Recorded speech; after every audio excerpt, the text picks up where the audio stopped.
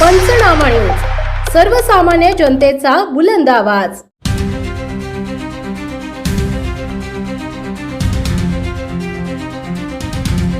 सेंदव्यातील कारखान्यावर पहाटे दरोडा, शिरपूर पोलिसांच्या पाठलागात दौंड टोळी जेरबंद।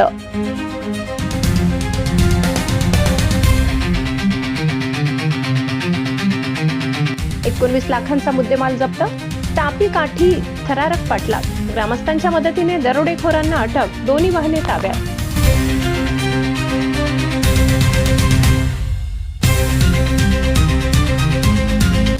मध्य प्रदेशातील सेंदवा येथील अगरबत्ती व सुगंधी द्रव्य निर्मिती करणाऱ्या फ्लोअर इंडस्ट्रीज मध्ये पहाटे 3 ते 4 वाजेच्या सुमारास धाडसी दरोडा टाकणाऱ्या दौंडच्या टोळीला शिरपूर पोलिसांनी ग्रामस्थांच्या मदतीने अटक केली।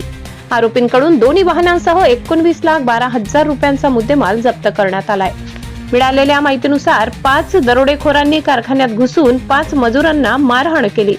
सुमारे 1 लाखांची रोकड, 3 मोबाईल फोन आणि गै रंगाची सियाज कार MP 13ZR 8510 लांबविली।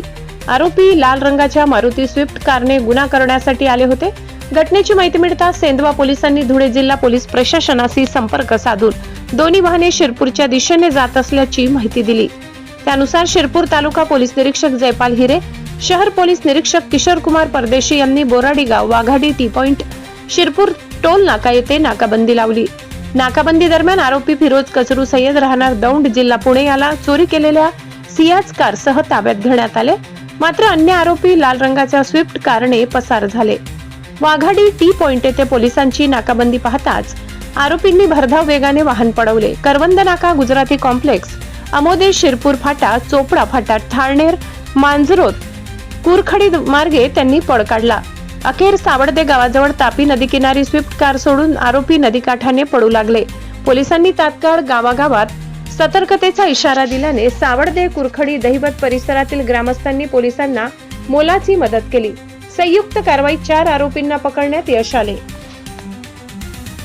अटक करण्यात आलेल्यांमध्ये विशाल अनिल दामोदरे वय 26, रमेश बापू करडे वय 52, श्याम तानाजी साळुंके वय 29 राहणार हडपसर पुणे आणि संतोष अण्णा शिवरकर वय 30 यांचा समावेश आहे।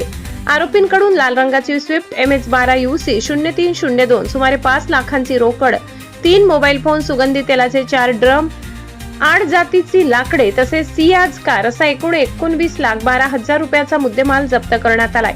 ही कारवाई धुळे पोलीस अधीक्षक श्रीकांत धिवरे, अप्पर पोलीस अधीक्षक डॉक्टर अजय देवरे, पोलीस उप अधीक्षक सुनील गोसावी यांच्या मार्गदर्शनाखाली शिरपूर शहर पोलीस निरीक्षक किशोर कुमार परदेशी, तालुका निरीक्षक जयपाल हिरे तसेच त्यांच्या पथकाने यशस्वीरित्या पार पाडली।